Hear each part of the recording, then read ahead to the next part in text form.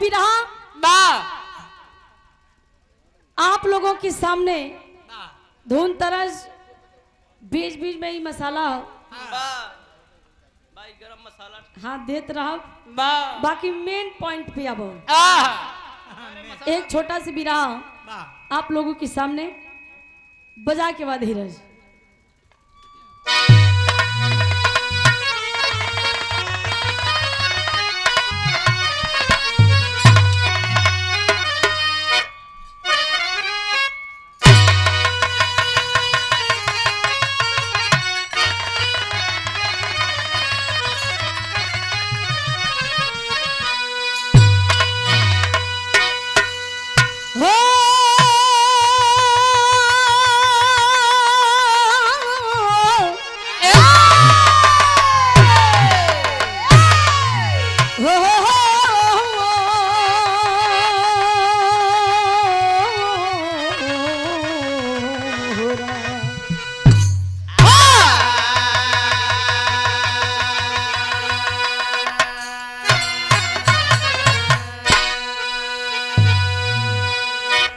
एक छोटा सी विराम महाभारत से बा आई कहना बा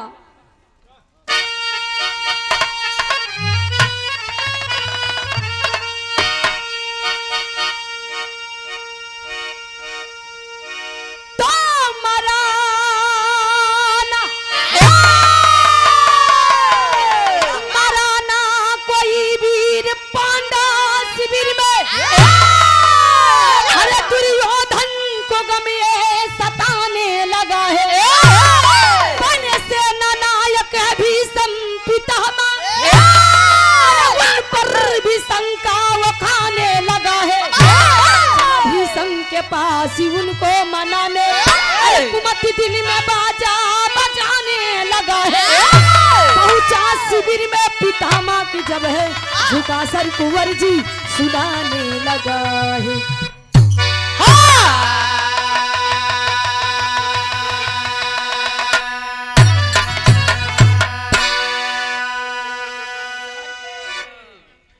मराना कोई वीर पांडव शिविर में दुर्योधन को कमियां सताने लगा है अच्छा तो जब दुश्मन दुश्मन से लड़ाई हो लागत हो तो लड़ाई में केहू केहू से कम नहीं बा बगल से पहले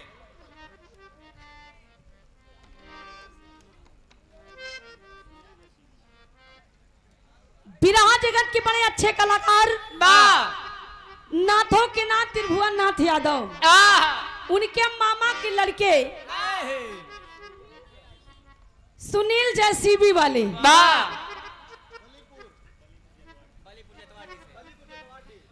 बलीपुर जेतवाड़ी की धरती से 101 रुपए दे के सम्मान के बहुत बहुत बड़ा हमारे बीच में अंतरराष्ट्रीय पहलवान जंग बहादुर यादव भैया और रवि नागर भैया जी आए हैं मंच पे आई आपका स्वागत है रवि भैया ठीक ठाक है मस्त है एकदम पहलवान भैया अध्यक्ष जी आवा मंच पे आपका स्वागत है अभी मास्टर सही जगह बैठे हैं हाँ भैया ए जमाना में राहुल भाई तू केहू से धोखा खाया है बेचारा बहुत चौचक धोखा खा कहीं न पावत की साइकिल छीन ले रहे हैं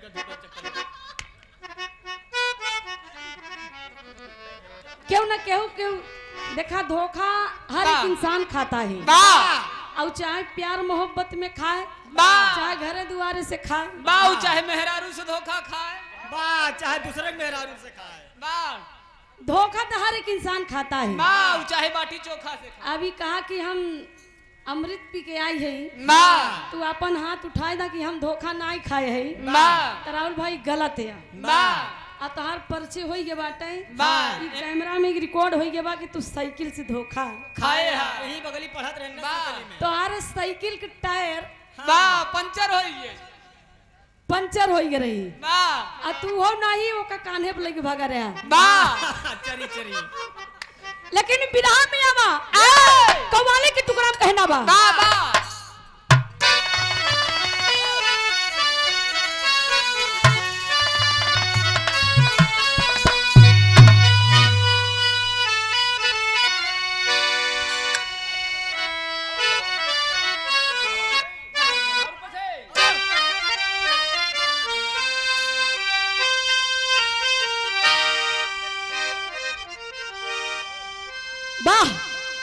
वाह वाह वाह मास्टर। तू जहाँ से देबा वहाँ से गाई दी। वाह हाँ, तो सब सोहतान बरधा है हाँ बजाए के बाद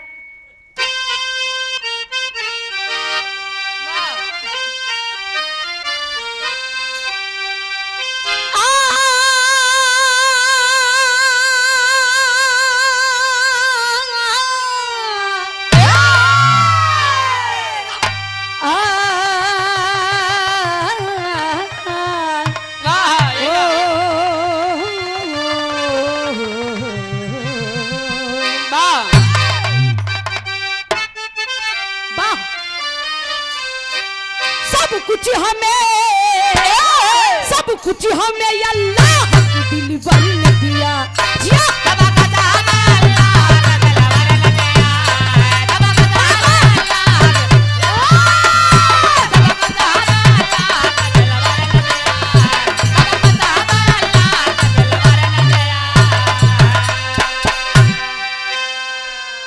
और ये देखिए बड़ा प्यारा पुरस्कार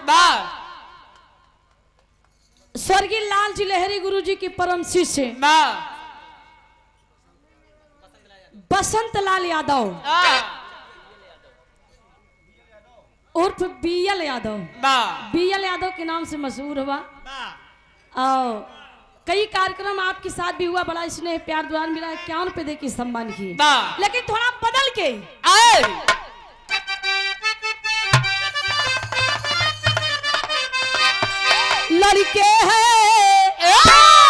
लड़के हैं मोहल्ले के शैतान मेरी लैला।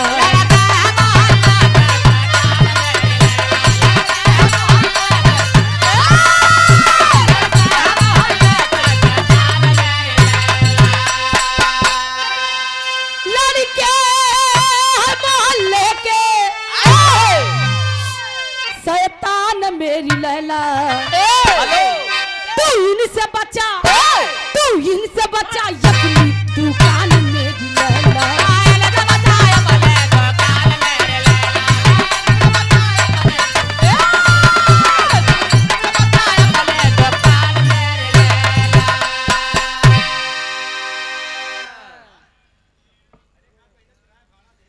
और ये चौरसिया भैया जी की ओर से सुनील चौरसिया भैया जी की ओर से 20 रुपए दे के सम्मान किए और ये सुंदर सा पुष्पहार विराह जगत के बने अच्छे कलाकार अशोक निराला भैया जी की ओर से 51 रुपए दे के सम्मान किए और स्वर्गीय लहरी गुरु जी के शिष्य हवन भैया के बहुत बहुत प्रणाम आशीर्वाद की कामना बा। लेकिन भाव में का नबा का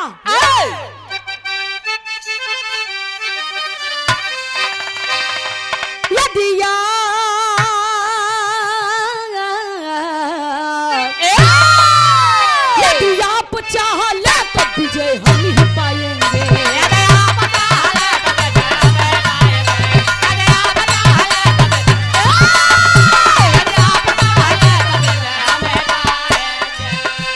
यदि आप चाह ले तो विजय हम ही पाएंगे।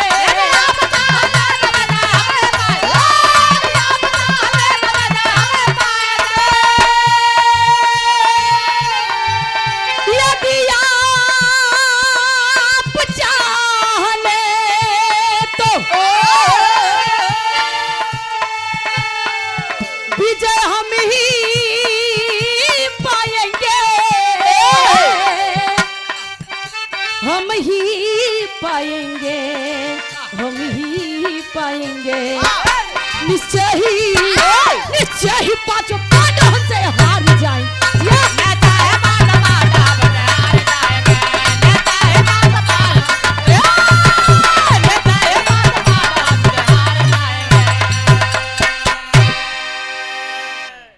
ए भैया कहानी यहीं से शुरुआत बा। एक मेहरारू खातिर सतयुग से लेके कलयुग में सिर्फ मेहरारूए खातिर लड़ाई होत बा और राजपाट के खातिर लड़ाई होत बा। हाँ जर जोरू जमीन भैया ई जर जोरू जमीन खातिर लोगन कट मर जात हुवन। यही से कहानी की शुरुआत बा। एक दिन गंगा पुत्र भीष्म दादा शिविर के अंदर बैठे हैं, बा आसन मार के बैठा हवन। बा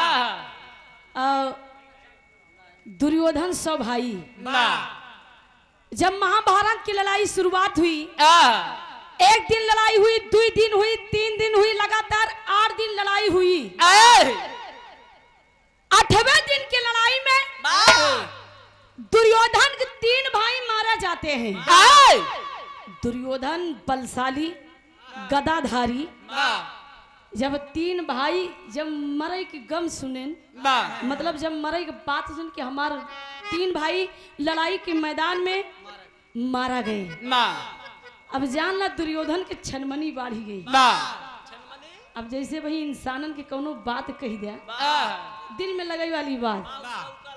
हाँ, जानला कि लोगन कहा थे कि मिर्ची खेत के अलावा बा कहाँ लगती है, आ तो लोगन कहूँ अंत ही सोच लेंगे। बा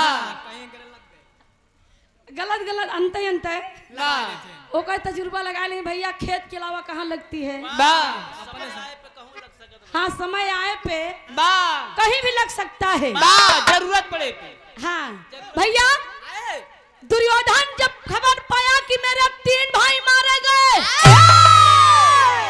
दुर्योधन ने आमने देखे ताऊ, एकदम जान लगा कि एकदम पहुंच गया शिविर के अंदर, जहां दादा बैठा है। जब पहुंचन कहन दादा पा लागी, बा जिया जिया जिया बच्चे कहन जिया बेटवा। भीषम दादा कहन दुर्योधन बा आबा बैठा, बा कहन ए दादा ए हम मजा मारे हवा, बा अब बढ़िया खुशहाली मनावत हिया। अरे तोके पता हो जाए कि दुर्योधन के कलेजा में गोली लगी बा। बा कहन नु कैसे, कहन अरे बतावा हमारे तरफ से वीर लड़वैया आपके जैसे सेनापति, बा आपके रहते हुए हमारे 3 भाई मारे गए। भीषम दादा मुस्कुरा के कहने लगे कि देखिए दुर्योधन, बा आपके 3 भाई मारे गए तो उसमें हमारी क्या गलती है। बा कहन गलती, कहन दादा हमका लागत बा कि आप कौरव की तरफ से लड़ाई नहीं लड़त हुआ, पांडव की तरफ से लड़ाई लड़त हुआ। बा आप न देखे ताऊ गंगा पुत्र भीषम दादा अपने डर से उड़ गए। कहे ना दुर्योधन, इतना बड़ा कलंक लगाया जी बेटवा, बा नहीं जान ला फिर अगर हमार धनुष बाण उड़ जाई बा तो जान ला कि हम ऊ प्रण कैले कल पूरा एकदम तहस नहस कई दे हस्तिनापुर। बा दुर्योधन का हम तो यही चाहते ही है कि तोहरे मिर्ची ला गए, बा हम राजपाट का मालिक बनी। बा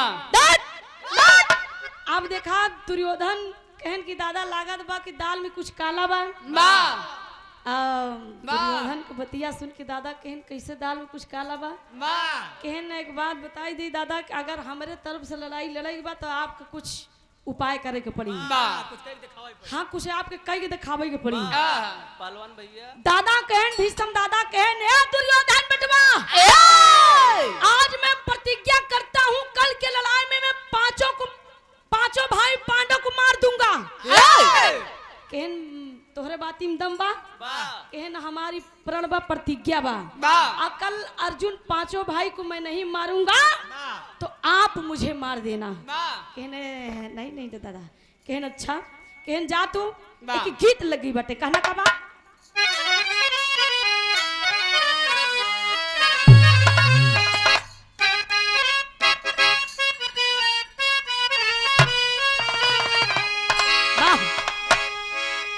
आप परम आदरणीय परम श्रद्धे शीतला यादव भैया जी की ओर से 50 रुपये दे की सम्मान के बहुत बहुत प्रणाम बटे। गीत के बड़ा बढ़िया संकेत कैलन, बड़ी पुरान गीत बा। ये गीत के स्वर्गीय जनाब हैदर अली गुरु जी गावा करते हैं। आ कैसे गावाई,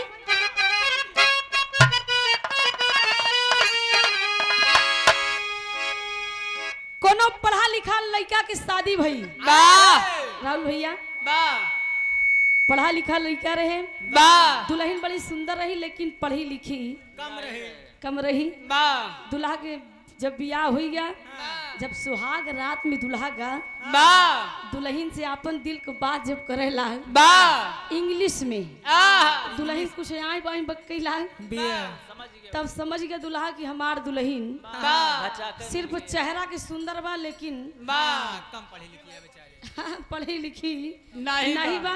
अगुआ सार हमरे साथे वाह धोखा धोखा कही गया भैया। दुल्हा बेचारा गवा कहा चला दुल्हन सोवा वाह हम आजू जरिया भर गया। दुल्हा बेचारा सवेरे जब उठा वाह गवा अपने दोस्तन के बीच में बैठ गया। दुल्हा कहन का यार मिठाई उठाई वाह काहे काहे मिठाई- फेर हुआ कि नहीं मुंह लटकाए काहे मुंह लटकाए कहन मिठाई गई ऊपर पर कहन कहन भौजी ठीक ठाक बा वाह कहन यार दुल्हनिया हमार तो ठीक बा लेकिन कुछ वाह कल चाल चलन ठीक नहीं ने हट कहे थोड़ा पढ़ी लिखी नहीं बा। वाह कहन यार देखा देखा अगुआ हमरे साथे धोखा करिया लेकिन तू सब ने धोखा जिनकी है न खाया। कहन कैसे कहन अगर बियाह करा तो पूछ पाछ ले कि हमार दुल्हन पढ़ी लिखी वाह बा कि नहीं। हाँ इंटर है बीए है। हाँ हाँ। ए भैया वह बतावता का कहे वाह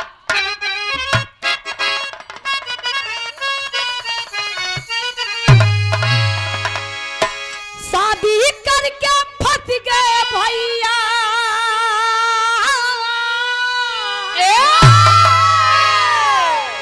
शादी करके फंस गए भैया। अरे फंसी भवर में गाड़िया नारी नारी हम का मिला दुल्हनिया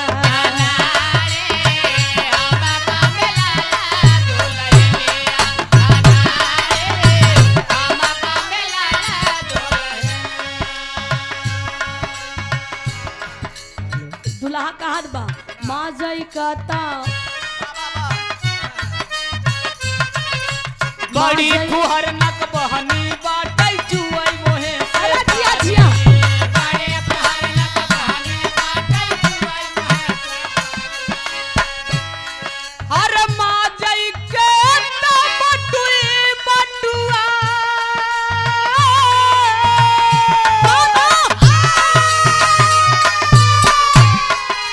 माँ जई के त बटुई बटुआ माँ जई कहला अरे बड़ा जिया चल चल भैया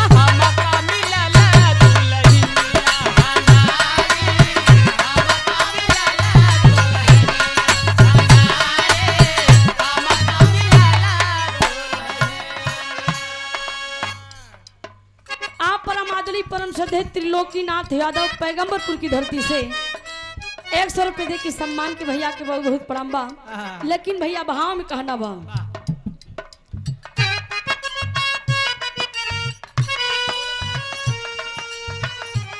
दादा जब प्रतिज्ञा कैली है तो दुर्योधन के मन में लड्डू फूटे लाग। लेकिन दादा एक बात कहन कि देखा दुर्योधन बेटवा हम प्रतिज्ञा करे हई कि कल के लड़ाई में पांचों भाई अर्जुन को मार देबई। लेकिन ई बात हमरा दू जने के बीच में जवन बात ई होत बा तीसरा मनई के पता ना चले की चाहिए। लेकिन ए भैया आजकल अपने बारे में कम लेकिन दूसरे के बारे में हाँ, ज्यादा खोजत रहा थे। ज्यादा खोजत रहा थी कि फलनमा हाँ, के का सिस्टम बा। हाँ, का डॉक्टर हाल- भैया का हाल बा? फलनवा के का सिस्टम बा फलनवा कहाँ तक पहुँचा केकरे में के बजावत बा केकरे में के निकरत बा भैया हाँ, केकरे घरे में लड़ाई झगड़ा कहाँ तक पहुंची बा। आ लड़ाई झगड़ा नहीं होत बा तो काना फूसी कह देते हैं कि देखा हाँ, अब लड़ाई हुई हाँ, बा। 400 रुपया भाड़ा दे। भर दी है कि हाँ, हाँ। लेकिन ये भैया बड़ा लड्डू फूटत बा कहना का बाप बा।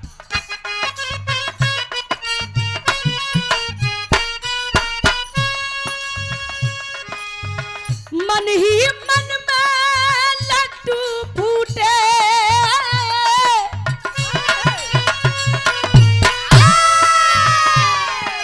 मन ही मन में लड्डू फूटे गुरपति खुशी मनाई ए भाई सुनला कल हम जितवई लड़ाई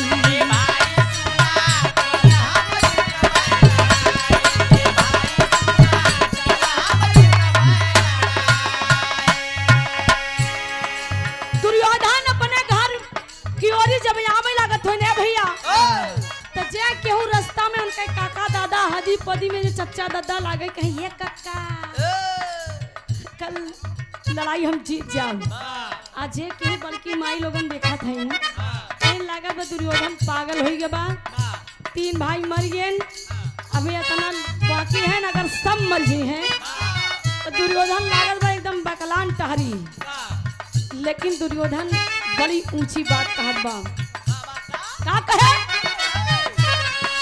भीष्म दादा पर कैली है 5 पांडव न मरी है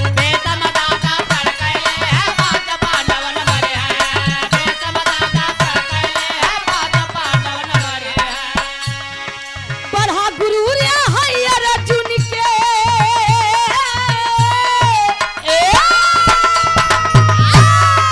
बढ़ा गुरु रे है अर्जुन के बढ़ा गुरु रे है अर्जुन के दे है तुरंत मिटाई ए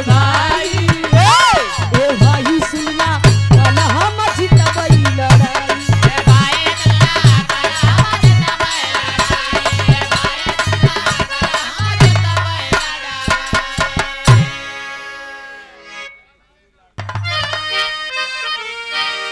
नयन से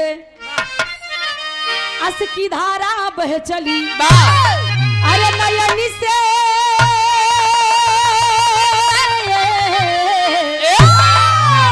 नयन से अस की धारा बह चली 5 पति हमारे रण में जय है मारा हो जिया। दुर्योधन शोर मचाते चला जा रहा है अपने राजमहल की ओर जब बीच गांव में पहुंचे भैया अपने महल के सामने तो ये कमरा में अपने महल में द्रौपदी 16 श्रृंगार करत बा कुल एकदम श्रृंगार कैले बा जैसे सिंदूरे का डिब्बी खोल के अपने मांगी में लगावे चाहे वैसे दुर्योधन का बतिया सुन गई कि कल के लड़ाई में भीष्म दादा प्रतिज्ञा किए हैं कि 5 पांडव को मार के गिरा देंगे राजपाट का मालिक मैं बन जाऊंगा। द्रौपदी इस बात सुन करके एकदम कांपने लगी और सिंदूर की डिब्बी धरती पे गिर पड़ी। कहना का बा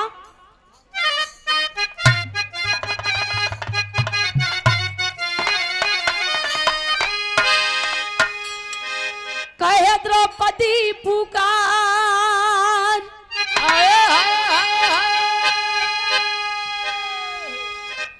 कन्हैया भगवान के दरवाजे पे जा करके द्रौपदी अपने भैया से कहती है कि भैया कल के लड़ाई में हमारे 5 पति मारे जाएंगे आज मैं 16 श्रृंगार कर रही हूँ कल मैं विधवा हो जाऊंगी आज मैं सुहागन कल मैं अभागन हो जाऊंगी आप मेरी सुहाग की रक्षा करो। आंख में आंसू लेकर के और ये अपना आंचल फैला करके कन्हैया भगवान से अपनी सुहाग की भिक्षा मांगता का कहे द्रौपदी पुकार सोना सोना है मुरार कहे द्रौपदी पुकार सुना सुना है मुरार हमारी मांगी कैसे धुरावा कैसे बची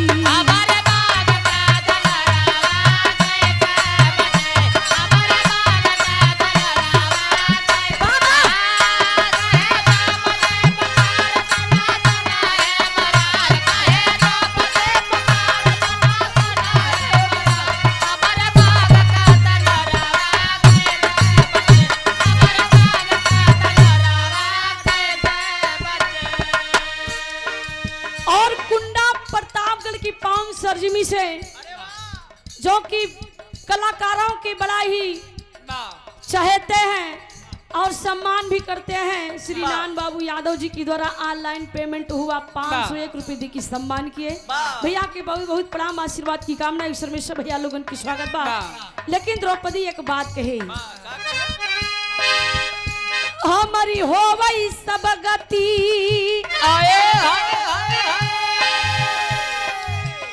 देखा रुक्मणी के पति बाबा हमारी हो वही सब गति देखा रुक्मणी के पति आज सोरहु सिंगरवा कैसे रची।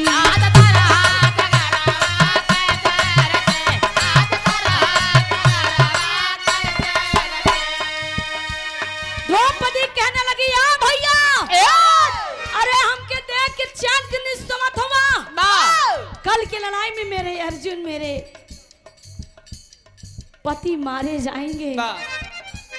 कन्हैया भगवान बिस्तर पे लेटा हवन और ऐसन सोवत हुवन, आंख मुने हुवन कि जैसे 2-4 घंटा से नींद मारत है। द्रौपदी समझ जाती है कि मेरे भैया मेरे कन्हैया यदुकुल नंदन कृष्ण कन्हैया मेरी सहारा मेरा सहायता नहीं करेंगे। तो उस समय द्रौपदी वहां से चली जाती है। एक बात कहती है कि सुन लो भैया, मैं कल की लड़ाई में अपने पति को अपने आंख से मरते हुए नहीं देख सकती। अपने पति के मरने से पहले मैं खुद आग में जलकर राख हो जाऊंगी। और वहां से चलती है, जंगल में जाती है, चीता की तैयारी करती है। कहना का बात, गीत बदल गई।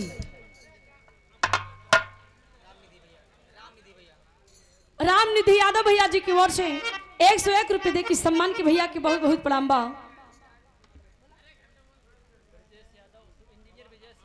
इंजीनियर ब्रजेश यादव जिला पंचायत प्रत्याशी के आप सपोर्टर हैं। ननके यादव 51 रुपए दे की सम्मान की बहुत बहुत प्रणाम, आशीर्वाद की कामना। बड़ा छाया हुआ नाम गुलाब टेंट हाउस मालिक के मौसिया जी की ओर से विजय यादव पैगंबरपुर की धरती से 50 रुपए दे की सम्मान की बहुत बहुत प्रणाम, आशीर्वाद की कामना बा। ए भैया ओ समय होत का बा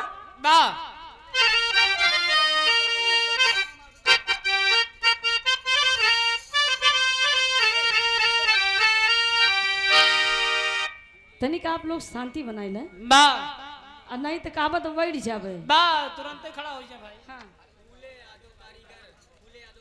फूले यादव कारीगर अल्लूपुरवा की धरती से बड़ा स्टैंडर्ड खाना बनाते हैं। हल्लुकपुर की धरती से 51 रुपए दे की सम्मान किए। शंभुनाथ यादव पूर्व प्रधान 51 रुपए दे की सम्मान किए। बहुत बहुत प्रणाम, आशीर्वाद की कामना। काना बा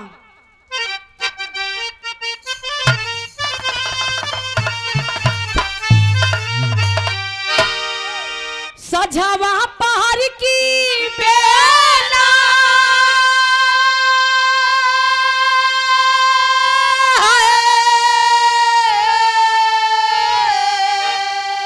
सजावा पहाड़ की बेला नदिया के तीर यही हो, नदिया के तीर पुरवैया बहेया जरा उड़ेला सिरसी।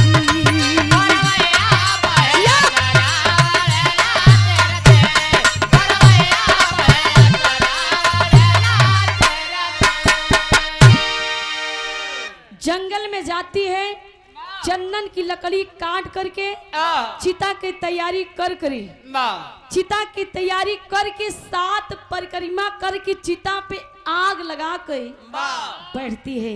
और कहना का बा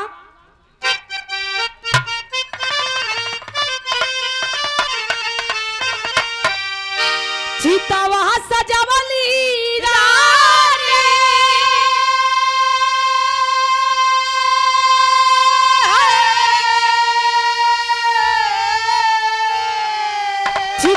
सजवली रानी बहेद्री गनीर यही हो, बहेद्री गनीर कान्हैया नहीं बोले उठे रिया राम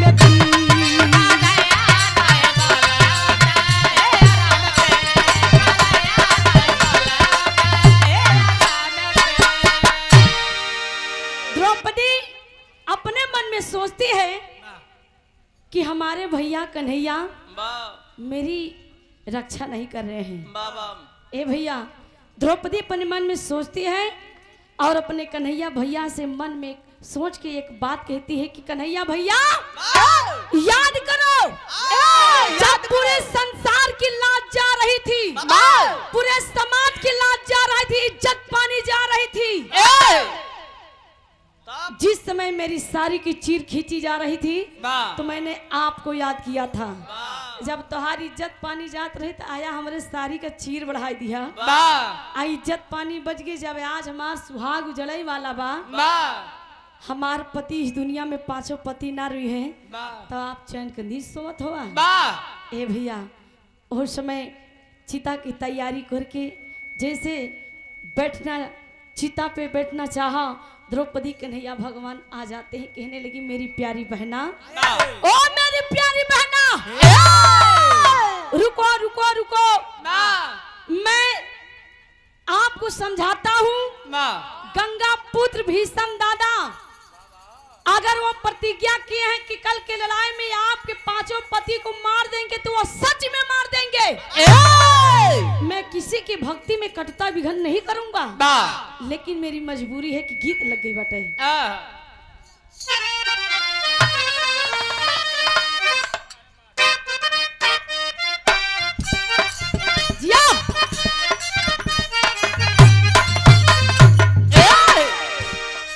वाह वाह कनो कुजड़ा रहे भैया, आमे को बगिया रखाए रहे, जाना भैया आमे को बगिया रखाए रहे। कुजड़ा एक दिन बेचारा चला गया खाना खाए, अचार 5 लभर चटनी, हाँ। और ये परमादली परम श्रद्धे रवि नागर भैया जी की ओर से 201 रुपए दे की सम्मान की भैया की बहुत बहुत प्रणाम, आशीर्वाद की कामना। ईश्वर में से भैया लोगों की स्वागत बा। झूसी से चलकर आए हैं, बड़ा स्नेह प्यार दुलार मिलता है हमेशा। ए भैया कहानी पिगौर कराई, वही समय गुजरा चला गया खाना खाए, 4-5 औरत वही बगिया की गुजरीन जात रहे घास छोले भैया अपन टहरे घूमे, देखी नाम भरा हुआ तो नीचे नीचे जोन डारी में आम लटका रहन बेचारी तोड़ ली, हाँ नीचे जोन डारी लटका रही। जब कुजड़ा लौटा देखे भैया नीचे नीचे जो डारी में आम लटका रहन गायब, लटका वाला गायब। कुजड़ा कहा चाहे चोट्टा हुई है चाहे चोटीन, आज पकड़ के रहो। कुजड़ा गवा बेचारा हुई मोटका यामे के जरी के उड़गौनी के वही लुक गया। आज जब 4 औरत फिर एकदम जब खाए के मन कहे खट्टा मीठा आम तो बेचारी ही हु करत चल दिन। तो जैसे यहाँ आमे में हाथ लगावे चलिन वैसे कुजड़ा धई कलाई पकड़ ली है, कहा तोहरी है तोहरी ऐसी तैसी नहीं रहे चुराई के आम खा लू, लेकिन आज पूरा दाम वसूल ले। कुजड़ा कहा का कहा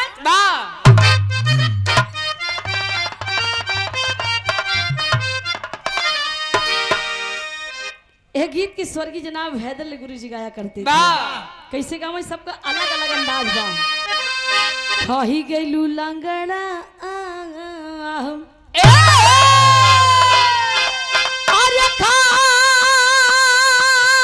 गईलू लंगड़ा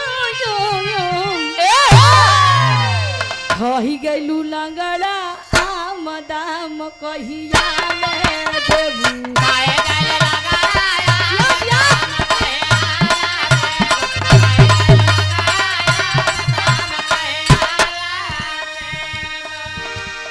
कन्हैया भगवान द्रौपदी से कहा थुवन बोलही लागी कीरा पानी धान अरे बोलही लागी कीरा पानी धान बोलही लागी कीरा पानी धान मान ला बतिया हमारी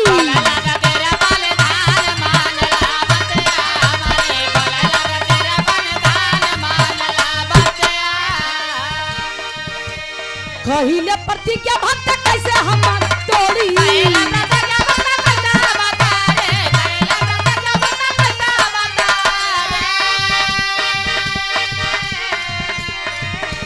भगती में कटुता जाई नहीं जोड़ी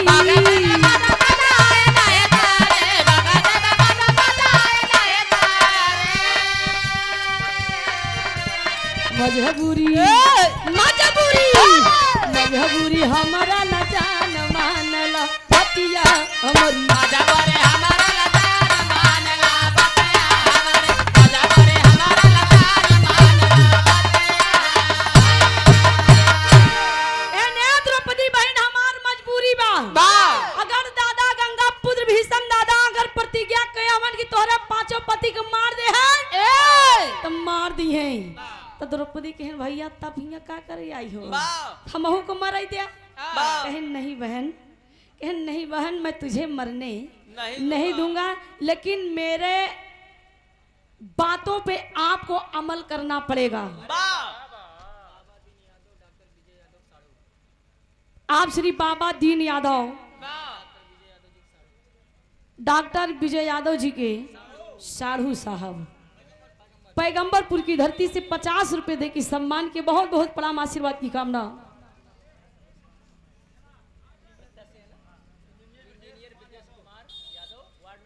engineer Shri Brajesh Kumar Yadav ward number 35 से जिला पंचायत सदस्य आपकी ओर से 101 रुपए दे के सम्मान के भैया आप विजयी हैं। आपके मनोकामना माई शारदा पूरा करें। हाँ अक्रिय तोहरो मन बा वाह तब तो विजयी हो जाइए भैया। लेकिन ना भैया कहानी पे गौर करें कन्हैया भगवान कहलन कि द्रौपदी मैं आपको एक बात बताऊंगा हमारी बात पे आपको गौर करना पड़ेगा। द्रौपदी बेचारी उठ के खड़ी हो गई कहने लगी भैया मैं अपनी पति के लिए कुछ भी कर सकती हूँ आप बताइए हमें करना क्या है। कन्हैया भगवान कहें देखा हमारे साथे चला भोरहरिया का बेला बा हमारे साथे चला आए समय भीषम दादा आसन मार के एकदम ध्यान मगन में बैठा है। कहें तोहरे साथे कहाँ चली कहें शिविर के अंदर चलो। द्रौपदी जाने के लिए तैयार हो गई। जब शिविर के पास आई उस समय दरवाजे के सामने खड़ी हो गई। कन्हैया भगवान समझाने लगे कहने लगे मैं अंदर नहीं जाऊंगा मैं बाहर रहूंगा आप अंदर जाओगी। शिविर के अंदर जाओ। भीषम दादा आसन मार के बैठे हैं आंख मूंद के अपने जाप कर रहे हैं। इसी मौके का फायदा आप उठा लो। कहन कवन मौके का फायदा कहन देखा पहले अपन मुंह मुनी ला कहन मुंह मुनी ले। द्रौपदी कहन अगर मुंह मुनी ले तो हमका पहचानिए कैसे कि हम के आई है। कहन भगवान कन्हैया कहन अगर तोहका देख गए तो तोहका भगाई नहीं जान लग तो कहीं ठहरे न दी। कहन बीता में घूंघट काढ़ी ला। बीता में घूंघट काढ़े के बाद चली जाऊं उनके सामने खड़ी हो जाऊं एकदम सना मन तोहरे मुँह से एक आवाज ना निकल पावई। अगर तोहार आवाज सुनाई पान तो का दुरियाई के भगाई दी। कहन बतावा हमार मुंह न देखे हमार आवाज न सुनाई अब बतावा हमार पांचों पति के जान कैसे बची। भगवान कन्हैया कहन हम बतावत है जैसे जैसे हम कहा वो वैसे न वैसे तो होका करे के पड़ी। तो कन्हैया भगवान को बात सुन के द्रौपदी कहन चला हम बीता पे घूंघट काढ़ी ले है और उनके जाय के आगे खड़ी हो के सामने एकदम मुंह बंद कैले। कन्हैया भगवान कहन मुंह बंद कह के अपन मूड़ी निहुराई दी मतलब सर झुकाई दी और दोनों हाथ जोड़ ली उनका प्रणाम कर ली। प्रणाम करे के बाद अपने दोनों हाथे का कंगना खनकाई दी। कहन बतावा बोलबो न करब हमका देखबो न करी है आ चूड़ी खनकाई दे तो हमारे पति के जान बच जाई।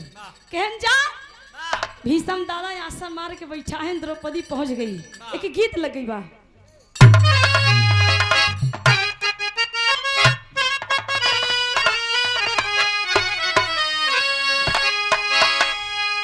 कोनो वहीरे का लवंडा अहिरे का हाँ भैया नवा नवा बियाह हुआ अब भैया दुल्हनी के गमना नहीं भरे है।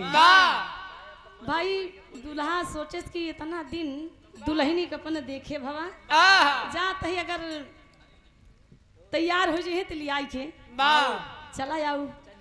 दुल्हा का बेचारा अपन बढ़िया से सूट बूट पहन के ससुरारी जब पहुंचा उनका सास रानी अठन्नी भी टिकुली लगाए और है बड़की गोल की सुपारी लिहे बड़का लमका सरौता लिहे हाँ हुई मछिया बैठी रहे आऊ कुछ खाए रहीन हुई बच्चे बच्चे वाह बगली मारे रहीन। वाह जब मेहमान के देखे न रे बाप बढ़िया से एकदम सूट बूट में पहुंचे वाह ढोल बाने हाँ सड़ुआइन देखते ही मान तो खुशी हुई गई। वाह सास रानी कही नावा बेटवा आए अब बैठा कैसे आया कहन बस ऐसे आएगी तो हाँ, जात रहे ढोल आ नहीं वाह ढोल बनवाओ जात रहे मियाँ पुला लौटिया ऐसे भैया दुल्हा एक बात कहे कि हम आई यही तोहरे बिट्टी का आ नहीं वही केवाड़ा के पल्ला से दुल्ही सुनत रही वाह कहा या यहाँ बिट्टी के या नहीं बिट्टी विदा ना हो तू ढोल बनवा यहाँ ढोल बनवा जा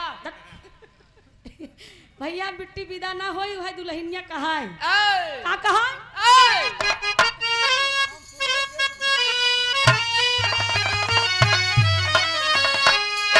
हम गवनवा नहीं जा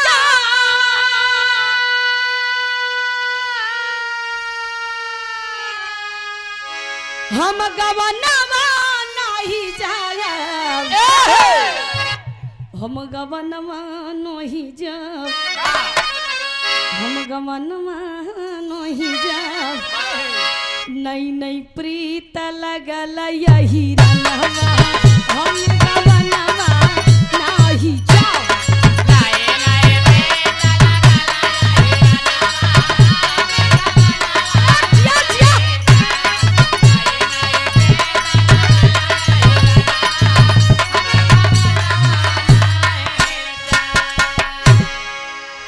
दुल्हा कहा इतना तेल पेट्रोल लगाए के हम आए अपने दुल्हनी का नहीं कहा यहाँ कि हम दुल्हा बम्मा का कहा तोहरी मेहरा रुके कैसे न चलबू वाह हम लिया के जा वाह कहा था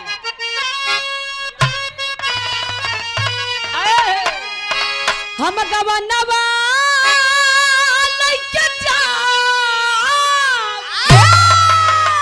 हम गवनवा लइके जाब हम गवनवा लइके जाब हम गवनवा लइके जाब चाहे फाटी पड़ई यही रनवा हम गवनवा या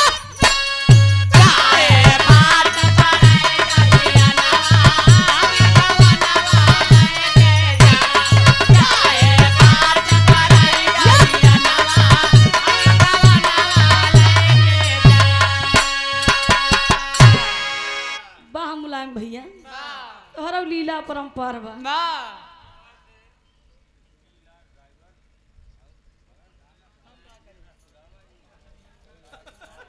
ऐसा ना है कि देखत है सुनत नहीं है भैया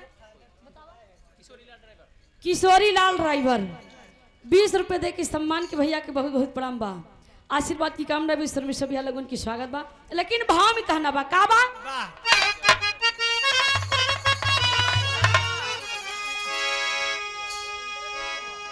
कन्हैया भगवान की बात मान करके द्रौपदी गई भीषम दादा के सामने खड़ी हो गई बीता में घूंघट काढ़ ली और उस समय होता क्या है अब ननके यादव ब्रजेश भैया के समर्थक गोड़वा की धरती से 20 रुपए दे के सम्मान किए बहुत बहुत प्रणाम बा कहना बा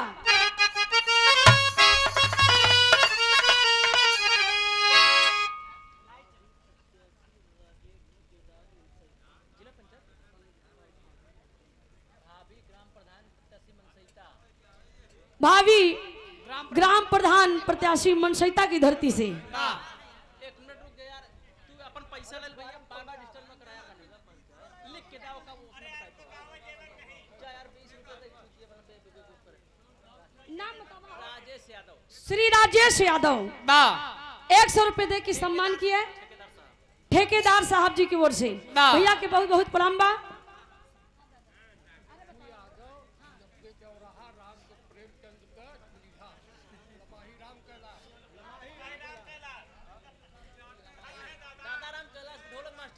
अच्छा सुखू यादव लमाही जहाँ स्वर्गीय दादा राम कैलाश गुरु जी के घर बा दादा के घर बा उनके ढोलक मास्टर। आप दादाजी की ओर से 50 रुपए दे के सम्मान के ऐके कहना बा कि उम्र 55 दिल बचपन ज्यादा कहना बा का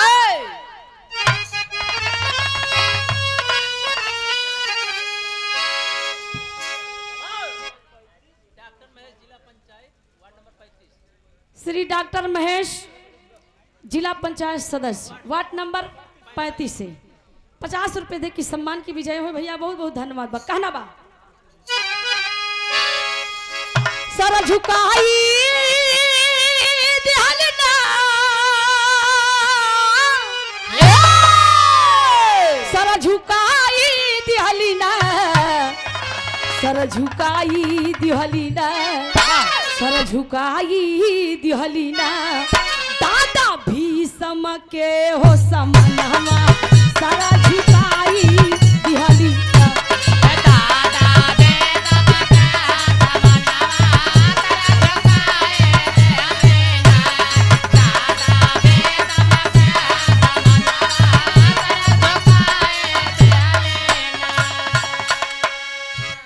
सर झुका दी।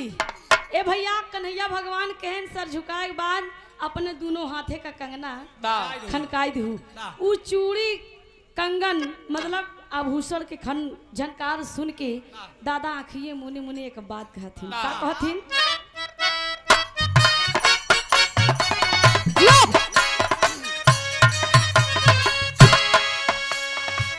सुन के तब झनकार पितामह अपने मुख से बोले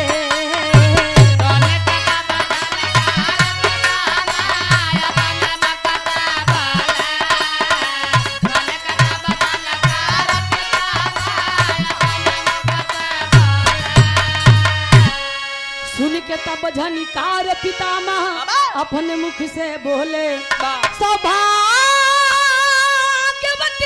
रहो तुम तब नैनों को खोले है बहाई दिहलिया है बहाई दिहलिया नैननीरा से हो रनियवा बहाई दिहलिया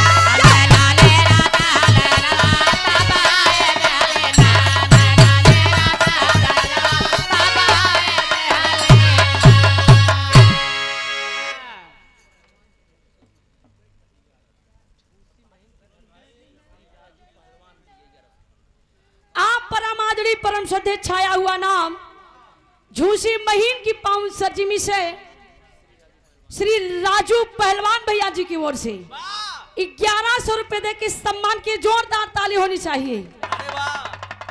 भैया की ओर से बड़ा स्नेह प्यार दुलार हमेशा सब कलाकारों का मिलता है। बहुत बहुत धन्यवाद बा। एक सुर में सब जनता जनार्दन की स्वागत बाटे और आपको राजू पहलवान भैया आपको मंच पे आइए आपका स्वागत है। पहलवान भैया बुला रहे हैं जंग बहादुर यादव पहलवान भैया बुला रहे हैं आप आइए आपका स्वागत है। और ये चौरसिया भैया जी की ओर से एक गीत समाजवादी पार्टी नेता अखिलेश यादव के जन्मदिन की स्वागत गीत गाना चाहते हो जाए भैया आप धैर्य रखा और एकदम बढ़िया से आप गई 21 रुपए दे के सम्मान की बहुत बहुत प्रणाम। लेकिन अब भैया कहना बा कन्हैया भगवान को बात मान करके जब झनकार सुन के भीषम दादाजी वरदान दे दी है जाना भैया झनकार के सुन करके भीषम दादा कहन अखंड सौभाग्यवती भव मतलब तुम्हारा सुहाग अमर रहे। तब है द्रौपदी घूंघटवा उठा कहे दादा अब दादा जब घूंघटवा उठाए द्रौपदी चेहरा देखे न आवाज सुने दादा पटक से आंखी खुली कहे अरे बाप रे द्रौपदी कहा एक तरफ तो प्रतिज्ञा कहे हवा कि हमारे 5 पति अर्जुन के कल मार देवा अब एक तरफ हमका वरदान दे दिया कि तुम्हारा सुहाग अमर रहे। आंख में आंसू लेके हल्की मुस्कुराहट लेके द्रौपदी कहने लगी कि दादा आपने मुझे वो वरदान दे दिया कि अब मेरे 5 पति को कोई मार नहीं सकेगा चाहकर भी वो कोई मार नहीं सकेगा। दादा कहन बतावा इतना बड़ा धोखा बतावा भैया दुर्योधन के मेहरारू 4 बजे भोरारिया मावत रही दादा से आशीर्वाद ले वाह और ओके पहले खेला खेल देहन कन्हैया भगवान द्रौपदी भेज देहन केहन ओकरे जा आवे से पहले द्रौपदी जाए आशीर्वाद ले ले। वाह ए भैया कन्हैया का कहना मान करके आज द्रौपदी का सुहाग बचा और दादा पूछने लगे तुम किसके साथ में आई हो? आंख में आंसू लेकर के कहने लगी कि दादा मैं अपने भैया यदुकुल नंदन मुरली मनोहर के साथ में आई हूँ। मेरे प्रभु हमारे कन्हैया भगवान आए हैं। आ धनुष बाण लेकर के भीष्म दादा पहुंच पड़े और चरणों में गिर पड़े कि गीत लगवे आखिरी गीत बटे।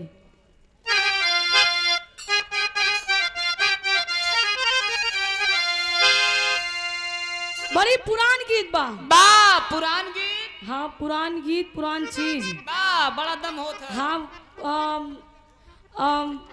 पुरान गवैया कहे हैं वाह कि एक समय ऐसे आई जाई वाह जितना गेहूं घुन नहीं उतना बिरहा में धुन हो जाए। नवा चीज 9 दिन पुरान चीज सब दिन। वाह जैसे में अब जैसे मैं जनते यहाँ सब लोग जानत ही वाह भैया ई गाना स्वर्गीय दादा राम आधार गुरु जी गावत रहे। वाह कैसे गावई?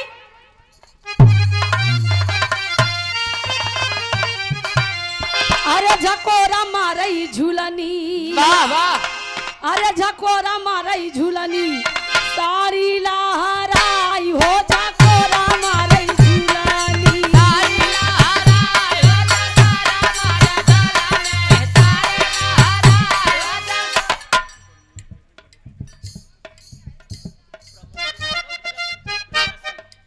प्रमोद यादव जिला पंचायत प्रत्याशी जैतवार डी की धरती से 101 रुपए दे के सम्मान की भैया के बहुत बहुत प्रणाम बा।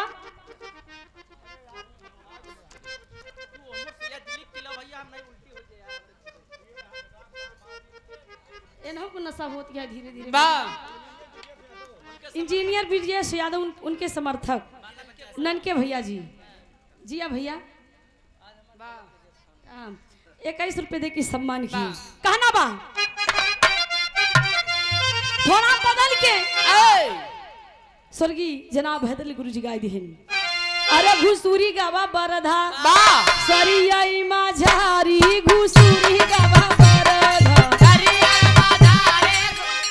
तनिक बदल के गाय दिहन। वाह दादा राम कैलाश का गाय दिहन। अरे पिया परदेसिया अरे पिया परदेसिया लवट के नाही आए पिया परदेसिया अरे दुल्हन का दर्द मर्द दर्द समझ नहीं पाए राजा परदेसिया।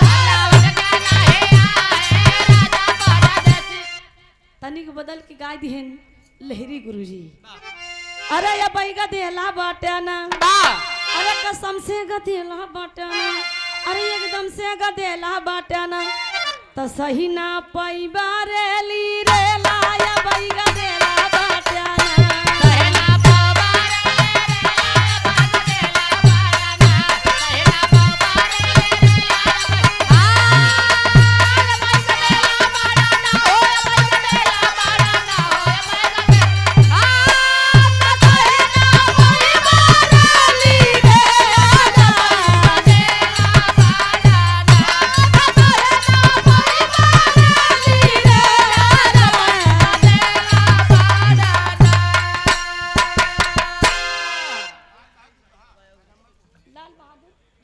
लाल बहादुर दुदाहा पैगंबरपुर की धरती से आप चाचा जी की ओर से 50 रुपए दे की सम्मान किए। तनी के और गाय देहन।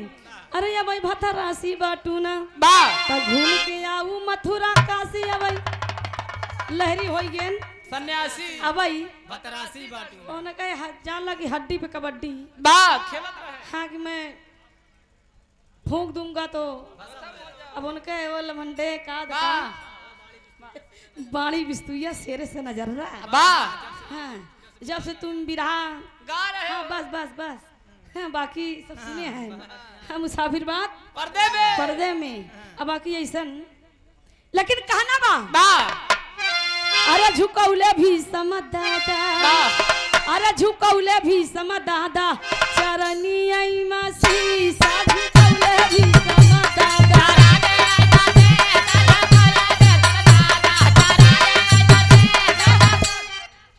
ए सुनील चौरसिया भैया जी की ओर से ये कुल पैसवा तुहिन के दे देता हाँ। घरे का होई भौजाई से पूछे वाह हाँ नहीं तो तोहार कुर्ता को भाई जेबा पकड़े भौजाई नहीं हेरे बानी नैहरे बाटी वाह अरे बाप रे जब इन मिला थी ने अपन मेहरारू नैहरे में पहुंचा रहा था वाह वाह ए 11 पे देखी सम्मान के बहुत बहुत बड़ा आशीर्वाद की कामना ईश्वर मिश्रा भैया लोगन की स्वागत बा है इनके भैया उस समय कन्हैया भगवान कहलन कि देखा दुर्योधन से आप जा करके कह दीजिए वाह कि अगर आप प्रतिज्ञा किए हैं तो आप जाइए दुर्योधन की तरफ से पूरी सेना सजाकर कुरुक्षेत्र मैदान में आइए लड़ाई जम के होगी ए भैया भीष्म दादा कहन कि प्रभु जैसे आप हमार प्रतिज्ञा तोड़वाए हैं वाह हम तुम्हारा प्रतिज्ञा तोड़वा दे तोड़ देव और तोड़वाई देव वाह कहना बा आल्हा के भाव में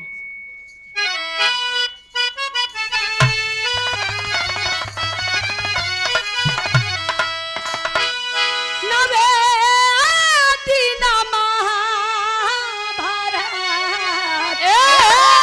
जब छिड़ा गईले भैया अरे बीरा बनावन से होला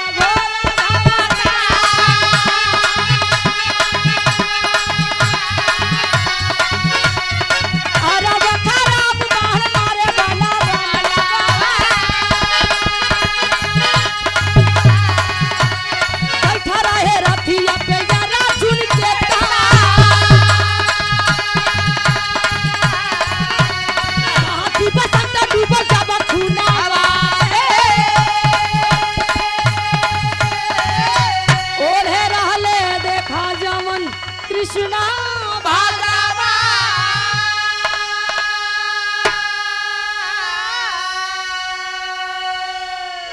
ए भैया कुरुक्षेत्र मैदान में जौन समय सेनापति भीष्म दादा और दुर्योधन पूरी सेना लेकर के कुरुक्षेत्र मैदान में वाह आक्रमण जब करते हैं पंडाओं पर तो उस समय अर्जुन का रथ स्वयं कन्हैया भगवान हाकत हुए वाह निशाना बना के भीष्म दादा अर्जुन के बाण मारत हुवन ए भैया जितना रथ के सजावट रहे छतुली तुली गायब हुई गई लेकिन कन्हैया भगवान कहन कि दुर्योधन की तरफ से सेनापति बाण चला रहे हैं वाह और अर्जुन आप भी बाण मारो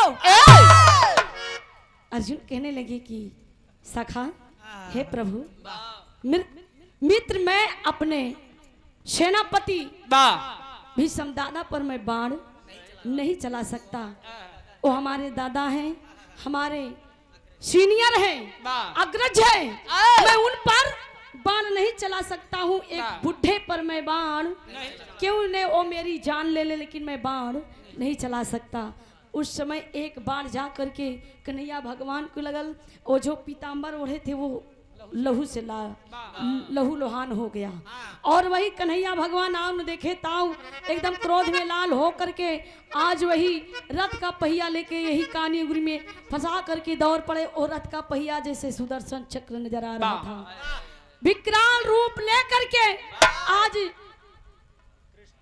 कन्हैया भगवान भीष्म दादा को दर्शन दिए और कहने लगे धनुष बाण रख करके भीष्म दादा कहने लगे त्राहिमाम भगवान त्राहिमाम आपने मेरी प्रतिज्ञा तोड़वाई मैं आपका प्रतिज्ञा तोड़वा दिया ए भैया उस समय दर्शन दिए फिर असली रूप में आए कि मैं आपके आगे हार गया और आप जीत गए आप बचपन के छलिया हैं और स्वयं नारायण भगवान के स्वरूप हैं उस समय होता क्या है engineer Brajesh Yadav ward number 35 से जिला पंचायत सदस्य 50 रुपए दे की सम्मान की कहना बा आखिरी भाव में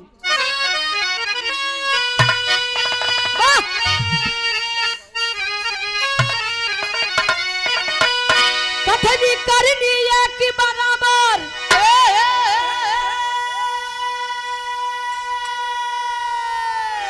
सदा निभाए भी समझी कथनी करनी एक बराबर सदा निभाए भीषम जी। जेकरे करनी और कथनी में कौनो अंतर जो कहते थे भीषम पितामह वो करते थे। इसीलिए उनके पिताजी राजा शांतनु ने उन्हें वरदान दिया था। क्या वरदान दिया था? कथनी करनी एक बराबर सदा निभाए भीषम जी। इच्छा मृत्यु के वरदान वहां के पाए भीषम।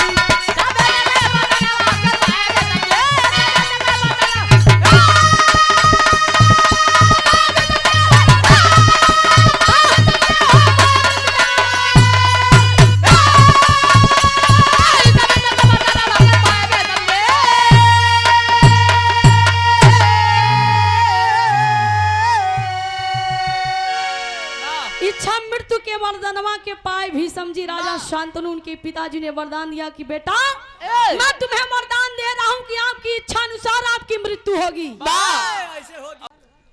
और ये परमादनी परम सदे सुनील यादव जेसीबी डंपर के मालिक जयतवार जी और उनके चेला मिथिलेश ड्राइवर आपकी ओर से 50 रुपए दे की सम्मान के बहुत बहुत प्रणाम।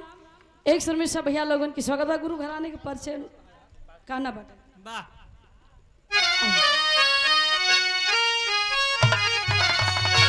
बुद्धूराम पंडारी कहते धन्य प्रभु की माया।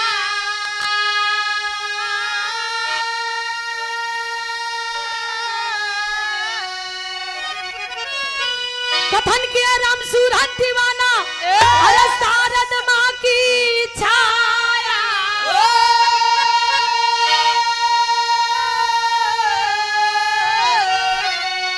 नयन से अस की धारा बह चली बह सोना